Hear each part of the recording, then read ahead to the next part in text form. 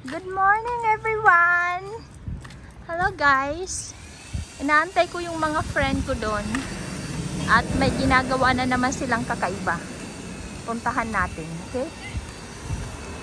Kanina pa ako nag-aantay sa kanila. At nandito na naman kami para maghanap ng kalakal na tinatapon lang dito sa Singapore. Oh, guys. Ayan si Ruby at saka si Geyser. Kunwari naglalakad sila ng aso. Oy, gusto mo to? Ayaw. Pantalon. Malaki. Maliit eh. May partner na jacket. Ay, ayoko yan. Pang-opisina ba? Eh, hindi naman ako taga-opisina. Si Mina tuloy yung itim. Oo. Size yun na. Andoon na. May amo yun eh. Dalhin mo.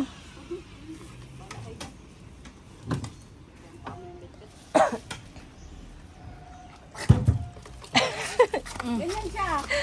May free ako. Ay, yan. Yan ang partner ng nandun sa bahay. Ayan lang guys, ang aming napulot. Isang maliit na... Ayun, sa kabila. Isang maliit na tray. Ayun daw guys, sa kabila. Oh, meron daw basura doon. Diba? Ganun ang ginagawa namin. Kunwari, naglalakal sila ng mga alaga nila, pero ang totoo ay nangangalakal sila at nag-iipon ng mga basura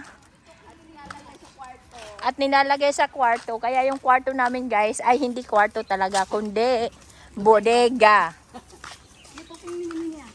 No, I'm not talking to you. Yan si Ruby. Minsan minsan matalino, minsan kadalasan Gigi. Ang init. Wow, ang ganda oh. Ang ganda ng ano langit, no? Tingnan mo. Ang ganda guys. That's all guys. Bye. Thank you so much for watching. See you again.